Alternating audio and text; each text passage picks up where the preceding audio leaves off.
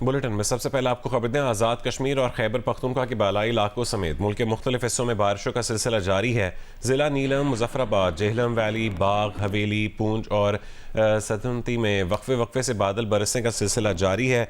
महकमा मौसमियात ने आज इस्लामाबाद, रावलपिंडी, लाहौर, फैसलाबाद, मरी, गलियात, पेशावर, दीर, स्वात समेत पंजाब और केपी में गरज चमक के साथ बारिश, चंद मकामात पर यालाबारी और मूसलाधार बारिश की पेशगोई की है।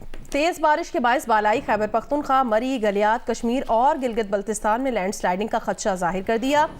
आइंदा 24 घंटों के दौरान कोयटा, योब, शिरानी और मूसा खेल में तेज हवा और गरज चमक के साथ बारिश की तवक्को है।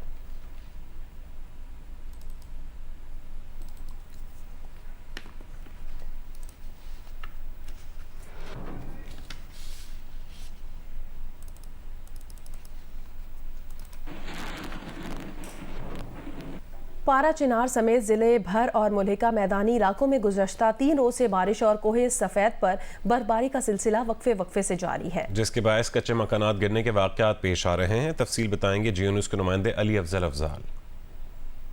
पारा चिनार और जिला कुरुम के दीगर मुख्तलिफ इलाकों में गुज़श्ता 3 रोज से बारिश और कोहे सफेद पर बर्फबारी का सिलसिला जारी है, जिसकी वजह से दरिया कुरुम के किनारे आबाद जरी ज़मीनें ज़हर आब आ गई हैं और ज़रख़ेज़ ज़मीनें कटाव का शिकार हैं, जिसके बायस लोगों को मुश्किलात का सामना है। बारिशों के बायस ज़िला भर के मुख्तलिफ इलाकों में कच्चे मकानात मुतासिर हो गए हैं और कई इलाकों में कच्चे मकानात गिर गए हैं। इंतज़ामिया और PDMA हुकाम का कहना है कि इस हवाले से मुतासिरीन की लिस्टें तैयार की जा रही हैं और उनकी इमदाद की जाएगी। पंजाब में हुकूमत की जानिब से गंदम की खरीदारी शुरू ना किए जाने पर किसान परेशानी का शिकार हैं।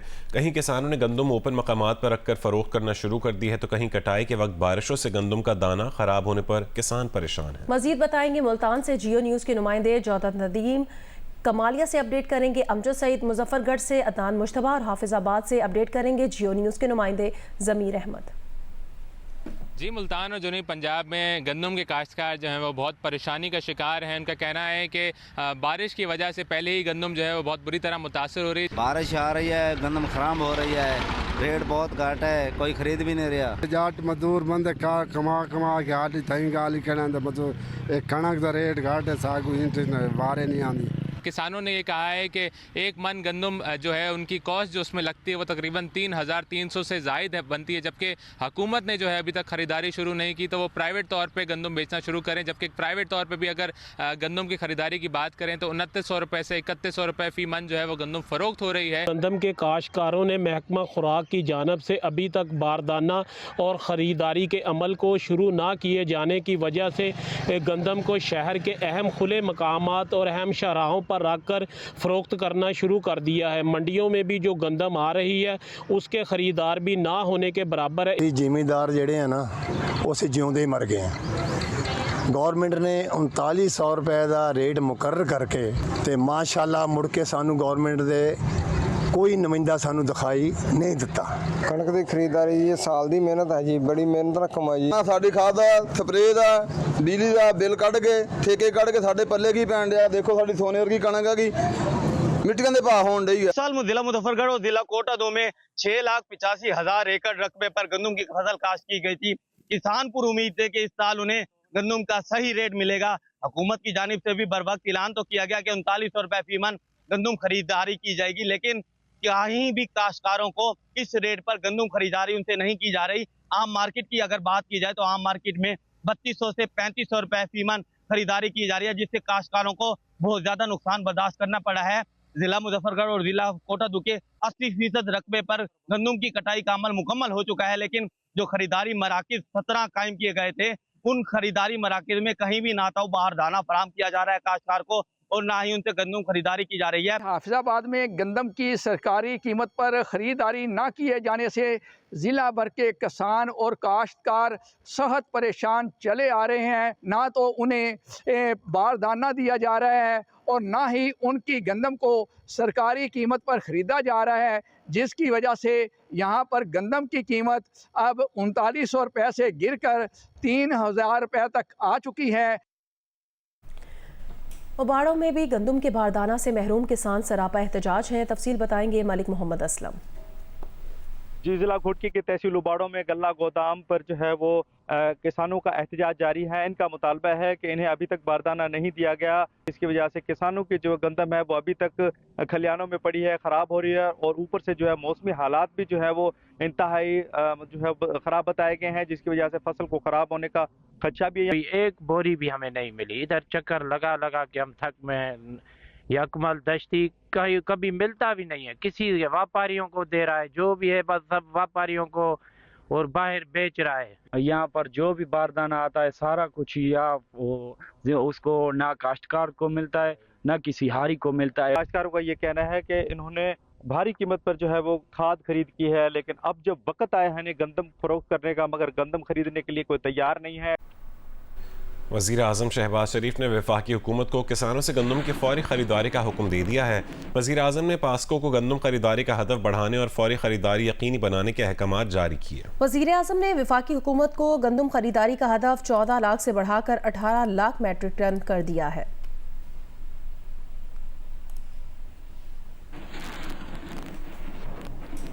खेल के मैदान से खबर दे, आखिरी T20 में पाकिस्तान ने न्यूजीलैंड को दिलचस्प मुकाबले के बाद 9 रन से शिकस्त दे दी है। 5 मैचों की सीरीज 2-2 से बराबरी पर खत्म हो गई। पाकिस्तान के 178 रन के जवाब में कीवी टीम 169 रन पर आउट हो गई।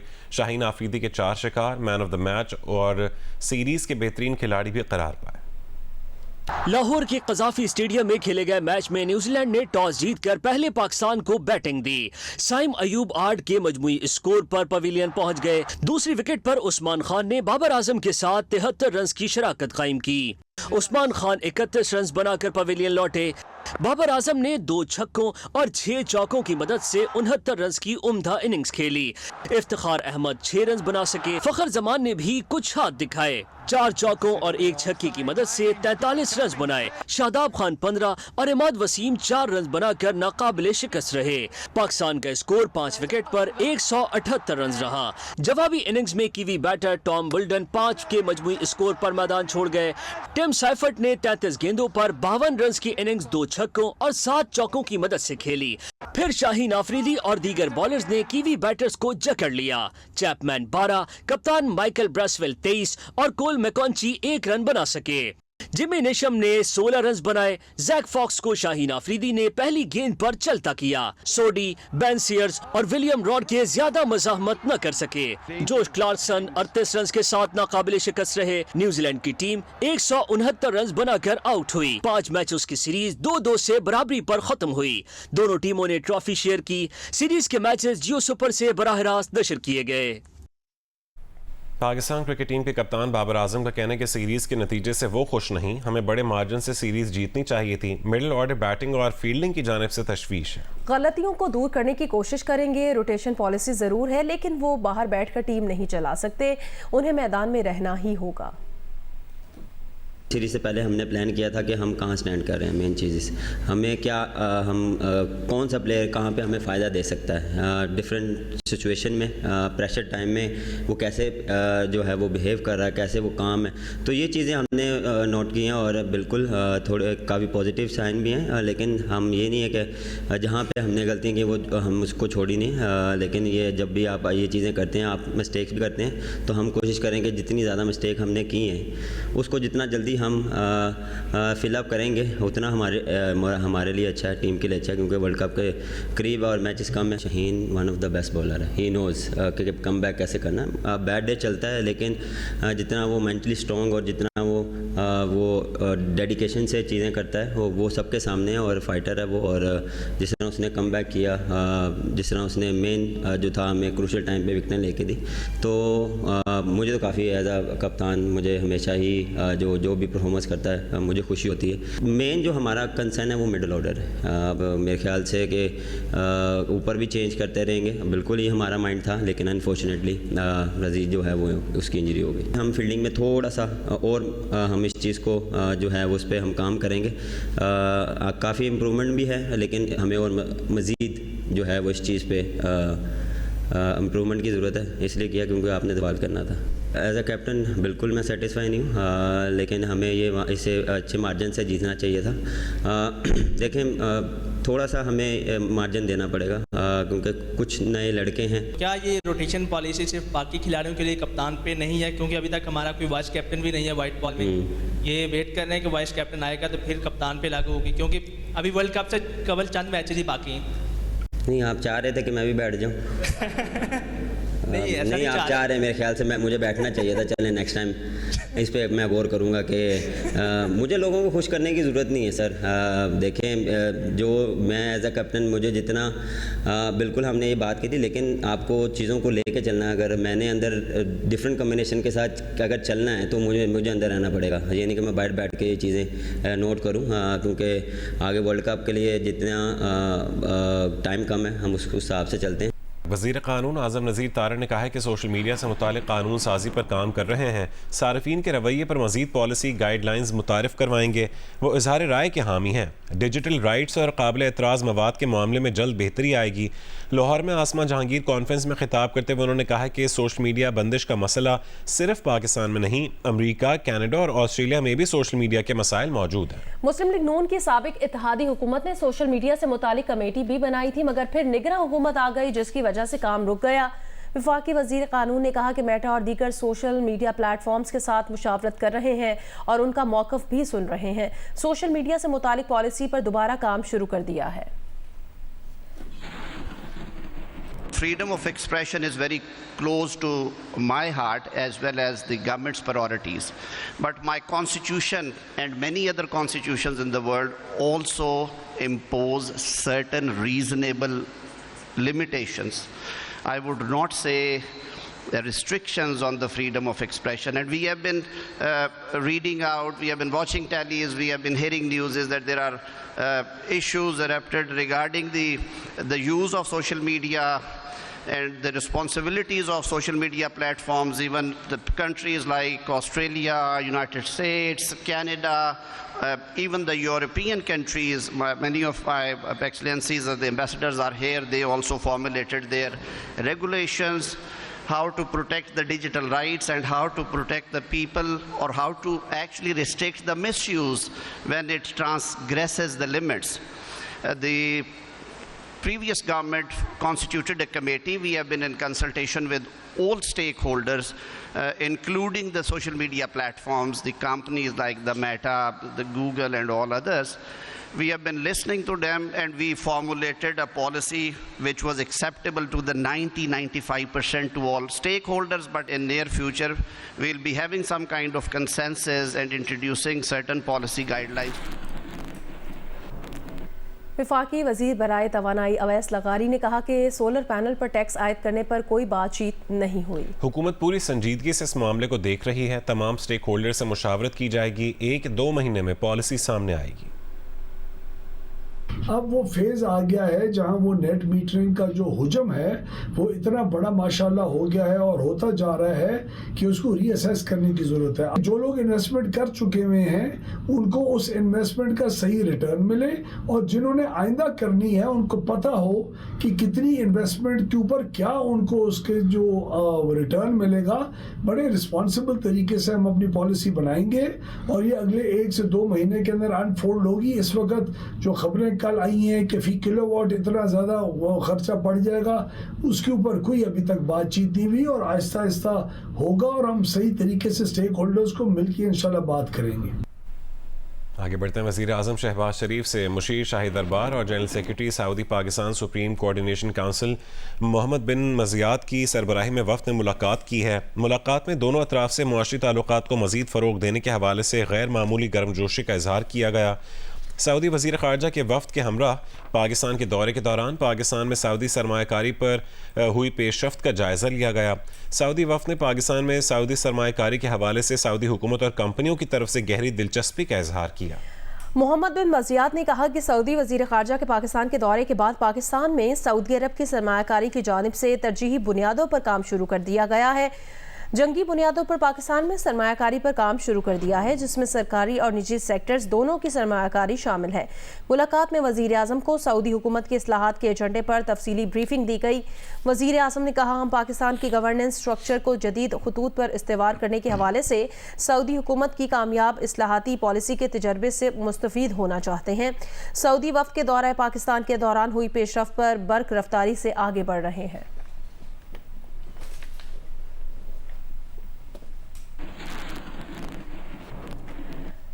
मुस्लिम लीग नून के रहनुमा ख्वाजा साद रफीक ने PTI रहनुमा शहरियार आफरीदी के फौजी क़यादत से बराह रास्त मुज़ाकरात पर रद्द अमल देते हुए कहा, इस बयान से बिल्ली थैले से बाहर आ गई है। बानी PTI का वतीरा है कि एक हाथ गिरेबान पर दूसरा पैरों पर होता है। साद रफीक का कहना था कि उनके ख्याल में सियासतदानों को एक दूसरे से बात करनी पड़ेगी। साद रफीक ने यह भी कहा कि वज़ीर आला खैबर पख्तूनख्वा अली अमीन गंडापुर को इस्लामाबाद पर चढ़ाई का गैर जिम्मेदाराना बयान वापस लेना चाहिए। फिल वक्त हुकूमत में गवर्नर राज की कोई सोच नहीं है, मगर ये नहीं हो सकता कि कोई इस्लामाबाद पर चढ़ाई भी करे और हुकूमत में भी रहे।